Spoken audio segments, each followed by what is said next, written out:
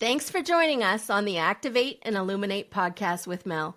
I'm your host, Mel, and together we are going to be hearing some stories of ordinary people doing a little bit of extraordinary things. Now, whether they've pushed their bodies to extremes, whether they've had personal challenges that they've overcome, you're going to want to hear their stories.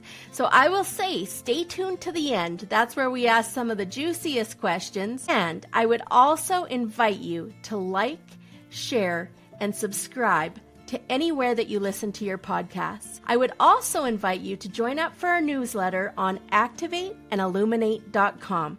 Thanks for listening, guys. Thank you for being here. Today, you are going to hear me speak with a young man, 15 years old. Now, just to be clear, we have express permission of his mother, and she is encouraging him to share his story. Now, He's been diagnosed with muscular dystrophy, and he wants to talk to me just a little bit about invisible disabilities, how he has coped with this, things that he thinks would help people understand people with disabilities. We talk about so many things. We talk about what the last few years has been like for him. We talk about the life that he is creating and things that he's doing that he's just so passionate about. And honestly, at the end, there's some bonus content. So I would ask you to like, share, and subscribe to activateandilluminate.com. And you'll be able to see, honestly, this young man has me bawling in tears at the end of this. So jump on if you want to see me cry a lot. And he made me feel things that I have not felt before, and I think he might do the same for you. Tune in. Hi guys, thanks for being here today. So I have a young man, Matteo, with us today. Now he wanted to share his story, and he has quite the story. He has some personal experience with a very significant medical condition. He has experienced a fair bit of the medical system, of the education system, and he just wanted to share with us some of his perspective on mental health. And we're going to get right into so much of it. So welcome, Matteo. Hello. Yeah, thanks for being here. So tell us in your own words, Matteo, and just to be clear, we have the express permission of your mother to go into full conversation on whatever, and I want you to feel comfortable. If there's anything I ask you, Matteo, that you're not comfortable with answering, please let me know. And yeah, so tell us why you wanted to chat today. Well, I don't really see like much teenagers talking about like mental health and medical systems and stuff. Uh, which is why I want to be able to speak up because a lot of kids cannot, or Yeah. they're too shy to. And so maybe tell us a little bit about your story and maybe your diagnosis and what you're dealing with. So I was diagnosed when it was 2016. I don't know how old I was. I think I was around 8 or 9. 6. I was 6 years old and I was diagnosed with muscular dystrophy. I didn't really understand it till I grew up, and then my mom explained it to me. So basically, I can't, my body doesn't produce as much dystrophin as normal people. Dystrophin is just a protein that helps your body regulate your muscles for like growth as you age, or like any growth, like if you work out or something. So it's just harder to gain muscle and harder to keep it. So that's what muscular dystrophy is. And it's like there's a lot of trouble with pains and just like getting tired and all because in reality your entire body is a muscle. Your heart's a muscle, your lungs a muscle. All of that is just put together into your life. You have to deal with it. So tell us how this impacts your daily life. Well, on a daily basis, I will wake up, think about everything I have to do. It stresses me out a little bit sometimes, but then sometimes it's fine, obviously. But it's like a struggle sometimes to, walk to school. It's tiring. Even though it's pretty close, it's still tiring. Even like going up the stairs sometimes is tiring, all of that. But it doesn't really affect much, like if it's just short time. But if I'm doing stuff around the house that's like cooking, cleaning, or any of that kind of thing, then I'll be like a lot more tired and it affects my daily life in that way. Do you think the people around you understand what you're going through? I think they could understand to an extent, but I don't think you'd really understand unless you have it or you're my mother. Like, Yeah. I think she understands it the most out of anybody, or even my brother. And it's kind of like just sad to me that some people don't understand it, but it's understandable that a lot of people wouldn't understand it because you can't really see the disability and it's like it's rare. So a lot of people don't really know about it. So, what is the biggest challenge for you in school, do you figure? Well, it would be like physical activity, like for gym, or even like if I have to write for a long period of time, like if I have a test or I have to write a paragraph in writing class or ELA, then I just have problems with like my wrist in writing. In gym class, I can't play for an extended amount of time. Like if I play a very exerting sport, I can only play for about 5 to 10 minutes before I have to take a break. And the breaks take hours because your muscles need to recover. So it takes an hour for me to recover, and then it's just kind of difficult to maintain it.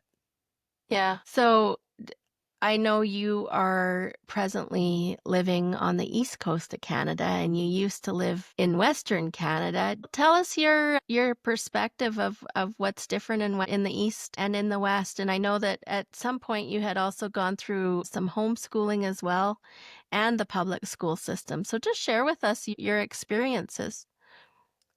This episode brought to you by protandemcanada.lifevantage.com. What if you could turn on your body to work like it was supposed to? What if you could have it remember how to handle toxins, stress, and the environment like it used to when you were young? What if it worked for your pets too? What if this is not about supplementing something that is missing, but activating something that has gone dormant? About actually turning on your body to make these things again. Learn how to activate your body now. Check us out, protandemcanada.lifevantage.com. Well, so in Edmonton, where I was staying in the West, the schools were like a lot bigger than they are here, and you'd have to drive to them because the neighborhoods are so big, and then the schools are like further away. So you have to drive to them, so it takes longer. Or if you're walking, it would take longer. The schools being big affect because, if I'm going upstairs and stuff, that'll affect my muscles. But also living in Edmonton, there's a lot more like if you go downtown, you have to walk a lot. And where I am now, it's a small town, so I can just walk anywhere within 20 minutes or 10 minutes because everything's just closer here where I am living currently. I also feel that there's a lot more things to do outside here. Like you can go outside in Edmonton, there'd just be a park, but you can go outside here, you can go camping, you can go fishing, and it's just like right at your doorstep, whatever you want to do. All of it is just as close as it can be to you. So in all like honesty, I'd say that living on the East Coast has benefited me a lot because of those reasons and the Okay. differences of Edmonton. And so, with your condition that you were diagnosed with, tell us your experience of going through that as a young person and just some of the things that you dealt with the medical community and the medical supports and stuff that you had. Well, now that I'm old and mature, these things don't like affect me mentally as much because I'm used to it. I understand it. But when I was younger, it would be like constantly trying to keep up with kids that are my age to have fun with them, but I just couldn't. And I didn't understand it at that age because obviously I was 6 to like even before that, when I didn't know about it, it was even harder to understand. And it was like other people around me didn't know I had it. So it just felt like sometimes, obviously, like sometimes people would call you lazy if you're not doing stuff. And that's what I would be called. And nobody understood. So they didn't know I had muscular dystrophy. They couldn't like be sympathetic about it. So they would say all that stuff, and then it would be like tiring because, oh, well, I can't do it. So, and I don't understand why, so I can't explain it either. And going through like to like hospitals and seeing, I think, how many doctors do I see? At least a dozen, so 12 specialists on like everything like cardio, neuro, all that stuff. And if I was younger, that's obviously like a lot of strain on your head. It's hours of talking to doctors about things that maybe you won't really understand because you're a kid. Obviously, I understand it more whenever we go to the hospital and I know what they're saying. I understand what they mean by the things they say. And it's just like, it was probably, well, it was really stressful for me as a kid. And it like stunted my mental health and made me like really sad because of those things. There's just a lot of stress on a young child. Yeah. I did have things like to ease it, like my mother, Yeah. obviously, my brother. I had friends, I had family that would help me, but that was about it. So what you've been through lots, and I know a little bit of your personal story, and um you have now from my understanding, you guys left Slave Lake when that community burnt in the fire. You lost everything in that fire, correct? It was actually Fort Mac. Slave Lake was Oh, a little bit sorry. before Yeah. that. Yeah. Yeah, Sorry. that's fine. Yeah, so tell us, you've been through a lot in your years, and what has contributed to your positive mindset, and what are some tools that you use to help you? Well, really, like, if you think about it, if you're sad in your head, you don't want to be sad, obviously. So I had the mindset that I had to go through it alone. So it was just bottled up feelings. And then that obviously just negatively affect my head. Then I realized that. And I realized that you're not sensitive for wanting or for needing help. Because I personally think that if you have mental health problems and you need help, you should get that help. No matter like if you think people will think you're sensitive or something. So I seeked out help from my mother and she helped me out a lot with it. And we just did like activities like we went outside, we went to the parks, we went swimming, we just did a bunch of activities and I was like more included. I felt more included during that time because my mother would obviously advocate for because the main reason I was sad is because I felt like I didn't belong or like I couldn't keep up with other kids. So my mom would include me and stuff. So it was a lot more positivity going into my life than it was before. And there was like family things happening that would also affect my mental health, which when my mother like cut me off of all the negativity coming from the family, it also helped me. And then I didn't have that effect on my head, which would make me sad. And another thing is like if you're in the mindset that you can't get out of it or you can't ask for help, then you have no motivation to do anything. I gave myself the motivation to get out of the hole of darkness or whatever you'd call it. And that's just what helped me get out of it. Pretty strong kid. So for people or young,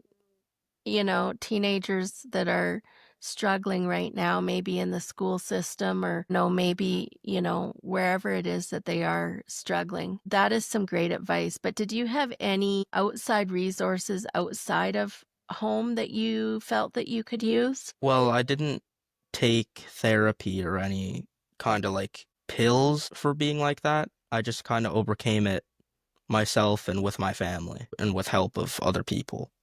So there was not really any external help with it. Yeah. So what's your favorite subjects in school? I love science. I like social studies, only the history part. I don't like economics or political things. Okay. And I guess PE class. Those would be my Okay. favorite. Wow. So even with the struggles that you go through physically, PE is your favorite. Yep. I love Yeah. sports. Yeah. Good for you. So tell us now. You homeschooled for quite some time. Yep. Yeah. Tell us your experience of that and what you learned from it. Well, in homeschooling, my mother was already an EA, like an educational assistant. Yeah. So she already had the teaching premises. Yeah. Sorry, that doesn't make sense.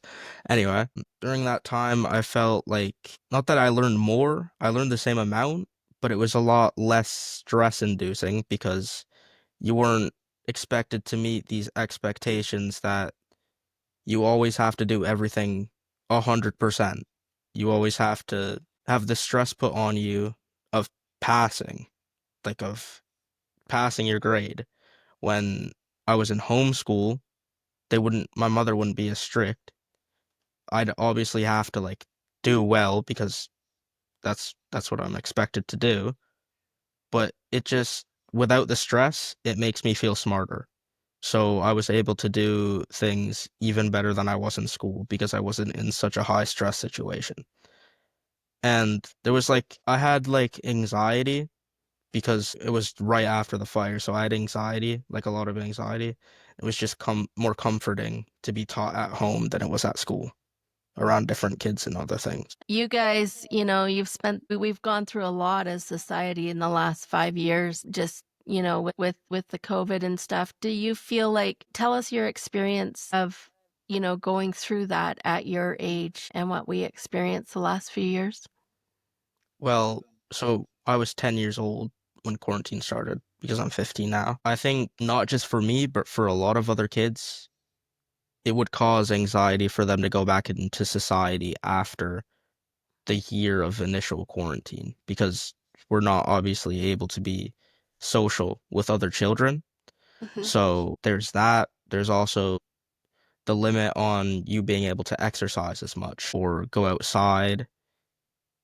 And I think if you're a kid that's 10 years old, you go outside a lot, you play at the park, you go with your friends, you do all those kind of things. And that just, COVID just took it all away, the lockdowns, it wasn't able. And that's where kids most likely got anxiety. They started to, well, when they came back, they started to have anxiety, or they were getting like less fit. Like they wouldn't be working out as in like naturally like playing in the playground, running around outside as kids are supposed to do. So it was just a very big limit on that. Did you find your friends connecting more online? No, because when I left school, I didn't have like friends. Well, I had some friends on my phone, but I wouldn't talk to them much. It was just staying inside because I didn't make any friends in online classes because people didn't really like talk in there. They just did their work like alone, kind of like asynchronous. There was a teacher, but you do it yourself after Yeah. they explain it. And there just wasn't like many ways to interact with people online at that point for me. For a lot of people, maybe otherwise, but even I had such a small friend group, so it was just like a few people that I could speak to anyway. Yeah. So it was mainly just like family would come over because we're family, we're close. So that's like the main thing with friends I could do. There wasn't really any online ones. Okay. So tell us what you're excited about. What are you excited about for your future? What are you excited about? Is there anything you're excited about learning or Excited about living alone. I know it's gonna be different, but sometimes you just want to you want to have your own space, and then it's kind of hard when you have an entire family in a house. So I think that's for all people. They'd think that, but I'm obviously gonna miss the things that would happen before. Like I'd have my mom to help me and stuff, and do activities with my brother, gaming and stuff, cooking with my mom, all that, or like cooking for my mom, for my brother, because I love cooking. I'm good at cooking, so I want other people to understand my cooking. Also excited to work. Obviously, I'm a little bit stressed about it because I don't really know what I'm going to do yet, but I'm excited to have that feeling of being an adult and having to work. And also, obviously, excited to start a family. That's the main thing. Like to be a okay. dad, to have wife and kids. Yeah. And that's really the main goal that I'm going for. Or the other thing is, I want to travel the world and like try different experiences, eat different foods, meet different people, and like learn their cultures, which is also an interest to me. So that's also another thing that I'm excited for. And tell us your background, your family lineage. So my mother is from Newfoundland, so she's Canadian. Traces back, her family was British and Irish, or just Canadian. And then my father was born and raised in Venezuela and moved here in Canada when he was 20 years old, or around there, like 18 to 20. And he is part Greek because his grandfather is Greek, so he's Venezuelan Greek. There's a lot of other cultures, but that's kind of far off. So it would be like 1% of my lineage would be that. So Okay. that's like Turkey, Italy, and all those other places there. Do you speak any other languages? I've been trying to learn Spanish. I know a little bit, but I don't speak any other language besides English. Okay. So, is there anything in particular that you wanted to share on this podcast, Matteo? Well, mainly it was just the struggles of mental health, and that even when you're young, like really young, there's things that can help you, and like a focus on how the medical system is like really stressful on a child that's my age, and like the effects of having something that most people don't understand. That's the main thing. What do you think could have been done differently with you to help alleviate some of that stress? Well, I think if I like, I was scared to explain to kids my age what I had because I wanted to be normal, obviously, Yeah. because it just hurt to run and stuff and to go be active with my friends. So I obviously wanted them to understand that more. And I think because we would get our teachers to explain to the kids what I had, but it felt like even though they knew, it didn't have an effect on what they thought or how they treated me. That was just like really stressful there. Is there anything that you're scared of? With my condition, we don't know exactly if I have Becker's. We know that I don't have Duchenne, but we don't know exactly that I have Becker's. They What just is put me in that. Becker's? Becker's it's more of a long-term degeneration of your muscles, whereas Duchenne causes corrosion of your muscles like a lot faster, and you die at a teenage year Mhm. age. And then Becker's is more long-term, and you live until your heart gives out, I guess. Well, you'll have other problems with your lungs and other things like that, but that's the main thing, your heart, which is why you have to stay like really healthy. And they put me in that category because it's not corroding fast. Like, I'm still fine. I don't need any medication or any external help yet with my muscles. But like a fear, I'm not I'm at my peace with it, but I do know that I could possibly die at the age of 40 or around there, because that's when you start to get heart problems when you age, and obviously it's continuous with your aging. The corroding gets worse and worse over time for the condition that I have. Also, since it's hereditary, my mother gave it to me. She didn't get it from anybody. It was just a coincidence that she had it in her ovaries. And if I have a girl, she will also have the same genetic condition as me.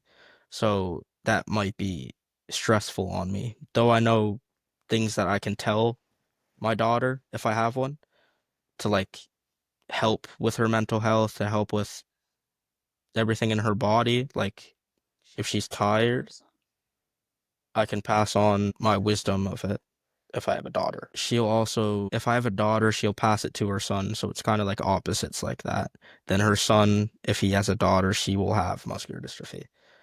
That's also stressful because they need to know how to raise their child that they have as well with the muscular dystrophy. So that's a lot to deal with. I mean, you're basically dealing with stuff that most people don't face ever. There's a lot of people living without the thought even of death, really. Do you feel like you are more intentional with how you live because of it? This episode brought to you by bizbloomer.com. BizBloomer.com is your friend to small and local businesses, a platform and directory that provides exposure and support to small ma-and-pa type stores or local entrepreneurs, helping them make an impact in their own local communities. BizBloomer.com is taking the corporate out of business and helping small businesses become relevant and essential again. Businesses can get started for free. Search for BizBloomer businesses in your area. Check them out today. BizBloomer.com. That's BIZBloomer.com. Yeah, I want to make the most out of everything that I can do. Even though I know it's a long time, I still want to do the most with, going out with friends. Yeah, well, having a childhood, basically. Going outside, having fun, all that stuff. Graduating, going up, having kids. Yeah. What's something that you're proud of yourself for overcoming with all of this? Though my muscle condition is pretty bad, I found the motivation to work like exercise. So something that I'm proud of is how strong I've become because of working out, and I had the motivation for a year to work out constantly every day. Wow. So and it made me more healthy. We went to the doctors and they said, this is the best I've ever done. Mm. And the corroding is not increasing, it's decreasing. Okay. So I stunted it for a while, I guess, because I'm so active. That helped it. I also stopped taking prescriptions. I don't know if that affected my muscles, but it did affect my behavior. So my behavior would affect my mental health and how I dealt with things. I would lash out at people. I'd cry a lot because of those things, and it was just good when I stopped taking them. It And you gave felt me, better? yeah, Okay. I could find motivation, whereas before I Okay. couldn't.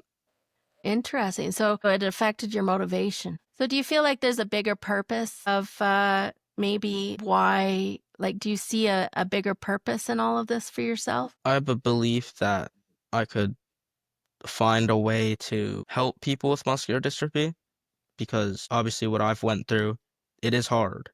And for a lot of people that are my age with it, it's hard. So I don't really know if I can find a cure. Maybe that's what I'll do, but I don't really know what I'm going to do for the future for that. But I just want to be able to help people that have the condition, or even other people with invisible disabilities that are my age who have to deal with people not understanding. I think they should all get understanding from other people because it's hard. Yeah.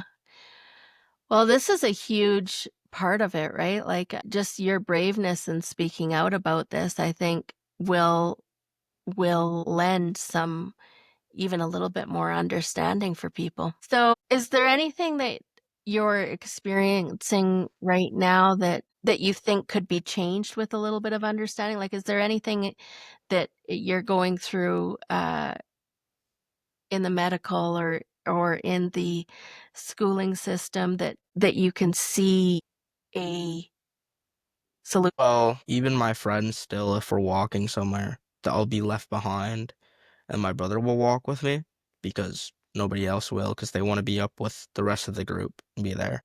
I don't really know of a solution to that besides if they understand it more, which we asked our teacher, one of our teachers, to explain it when I wasn't there for lunch one day because I was at home eating. So she explained it to all the students what I had, and maybe if it was like a more in-depth kind of thing where she talked about it more besides just saying, he's more tired, make sure to, be slow around him or be careful with him because of his condition. And it wasn't really like in depth of for them to understand exactly how it works or what it does to me, because you can't really see it besides if I'm taking a break. You can't see what I feel. Yeah. Does this give you more empathy towards other people? Yes, I feel that they should be able to be understood just as much as any other kid. Or even if you're adult, you should be understood just as much as the other adult. It shouldn't just be no understanding just because you have a disability. Anybody with a disability, you can have an invisible one, one that's visible, they should all be understood, I feel. Yeah. Do you feel like you, like to me, you seem a lot older than your years.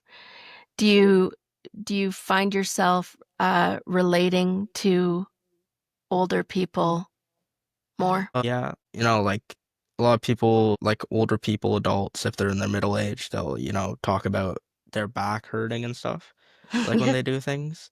Yeah, or like their knees cramping or something like that. Yeah. And I can kind of relate with that because it's like I have old muscles in a young body. Right. Yeah.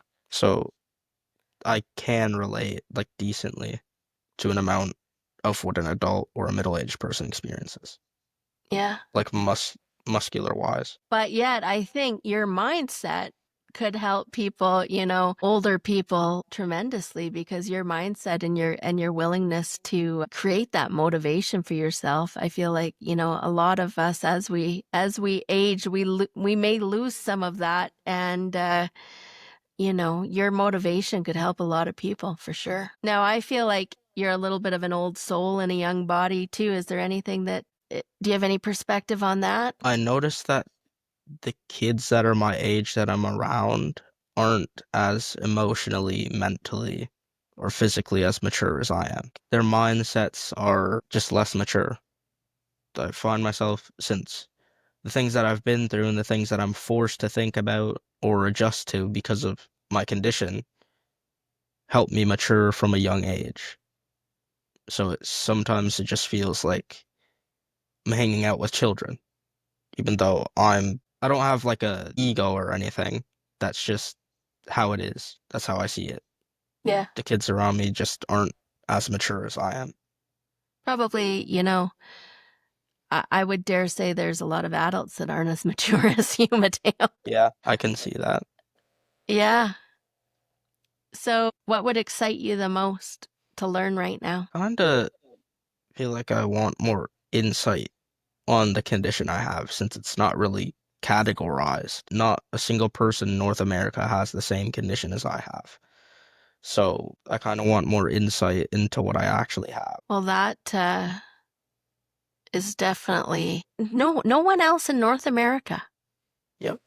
Wow. So how many people like worldwide would have this condition of yours? Well, considering it's North America, there's, I think, I don't actually know what the population of the US is, but I do know Canada has about like 35 million people.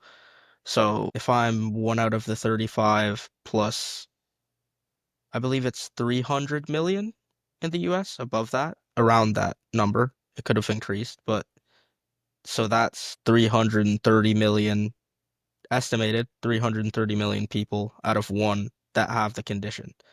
So out of the rest of the population, maybe 20 people could have it with the math in my Wow. head, or just a rough estimate. You're good at math, aren't you? Yeah. Well, there's 9 billion people in the world. Just Yeah. divide it by 300 million. Yeah. Wow. Yep. Well, so does any part of you want to go into medicine or anything like that? Well, I did want to go into medicine as in like a surgeon, but that Okay. was mainly influenced by like the show Grey's Anatomy, but also it's like orthopedics. They deal with like muscle Uh-huh. repair or trauma, like to muscles and your bones, which is what I was interested in because of the condition I have. But as of now, not really, because Okay. I see the hours and stuff, and you have to work really, really hard, which would exert my body a lot, which is Yeah. bad for me because Yeah. I can't really injure my body too much. Right. Well, this is a fascinating discussion, Matteo. Yep. And I am so impressed by just for one, your maturity, but probably your empathy. And, I can see that this has given you a tremendous amount of empathy for others as well. So, is there any other direction that you'd like to take this? Is there anything else that you want to share or talk about? I think we covered a good amount of it. Yeah. Yeah. I can't really think of anything else that would be like important to the topic. Well, I guess there's one more thing. Yeah. Should be for mental health, having an adult with you through it. That helps a lot. And even with just understanding disabilities, you should also understand mental illness and how people feel. You should understand how people emotionally will feel with things.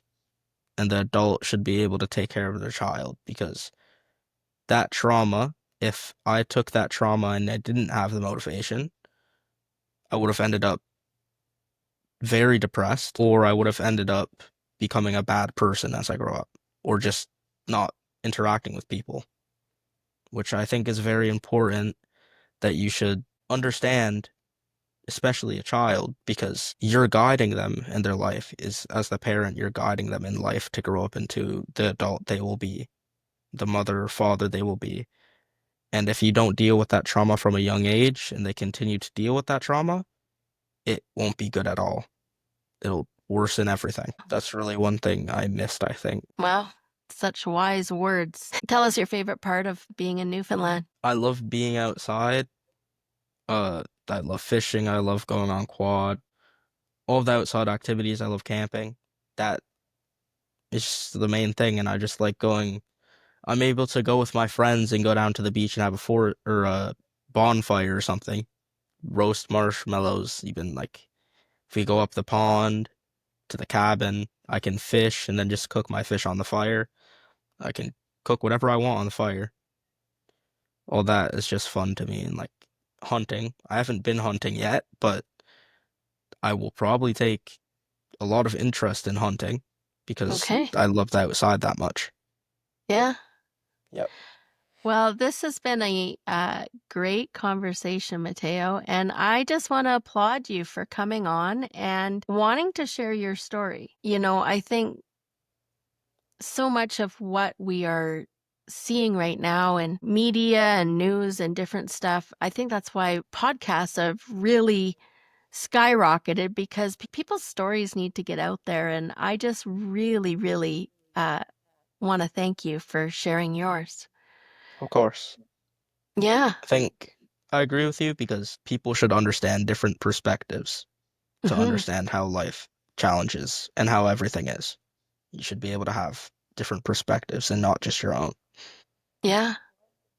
Well, I wish for you nothing but the best. And I know that, here's what I know. I know that there's things, obviously outside of your control that can influence your degeneration. But I also know this, that our bodies are always infinitely possible of healing themselves, and that there is, things out there that that will absolutely help. So my hope for you is that you find something that, helps increase your vitality, and that, when 80 years from now you're sharing this story, that's my hope. Well, maybe not 80, but yeah, that you have a long life of vitality. But I do know this, you're going into it with an I would say innate and maybe inordinary amount of wisdom. So yeah. Thank you.